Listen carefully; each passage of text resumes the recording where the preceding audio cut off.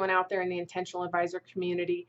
This is Lucila Williams bringing you the Built with Purpose video blog. My last video was about the importance of charging financial planning fees to your clients. If you haven't already seen it, go check it out on the blog on my website. Today's video is the second part to that discussion. I'm going to share with you an 8-part process to help you start charging financial planning fees in your practice. This process will be great for you if you've never charged for advice, if you have, but you've been inconsistent about how you have implemented that over time. And then also if you figured out how to charge initial fees, but not how to get those fees on an annual basis. So let me first say that these 8 steps will be in the notes, so you don't have to jot them down right now. So step 1 is to identify your ideal client meals. We want to figure out exactly who you're building your client service model for. And I would like you to identify someone in your practice that you've actually worked with that you'd like to replicate. And you might have a couple depending on different areas, different niches you might want to serve. So you literally think about that person as you're designing every other aspect of your client service model. So step 2 is to really document what does comprehensive financial planning look like for that person. So what are their specific needs and desires, and based on their net worth or their financial situation, what would they need in order to be financially successful? Step 3 is then to build a model to deliver that. This is your initial planning experience. So what steps need to be gone through in order to get them from the beginning to a complete financial plan initially? Now, a hint here is you can kind of cheat and go to the CFP board's website, and they have a definition of financial planning. You can start there and then customize it for your ideal client use. And then you need to build an annual service model so that you can help the client do the things to keep their plan on track over time and really affect their behavior and to make sure that they're doing what they need to do to accomplish their goals.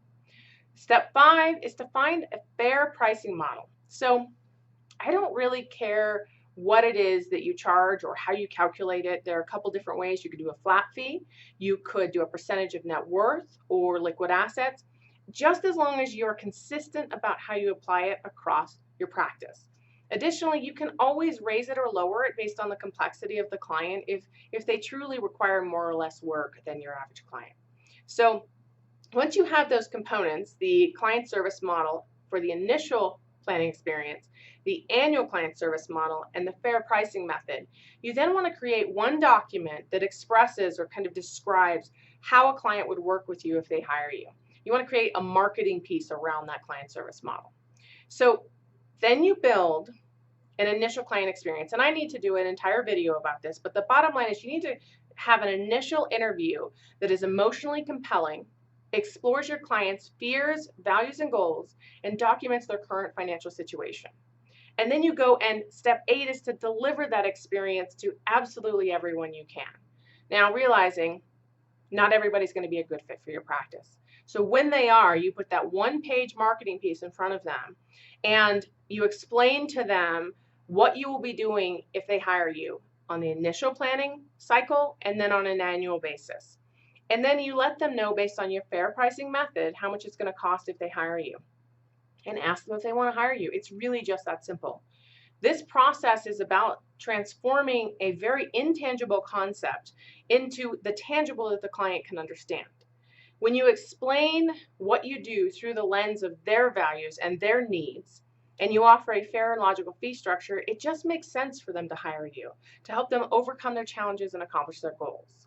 This might sound like a lot of work, but when you break it down into these 8 steps and just tackle them one at a time, it really isn't that bad. Like so many things, it's simple, but it's not necessarily easy. I hope that you've enjoyed this discussion of the 8-step process for effectively charging financial planning fees. Once again, those 8 steps will be in the notes. As I mentioned before, on my blog page at theintentionaladvisor.com, you can go to see the video that came before this about why it's important for you to be charging those fees.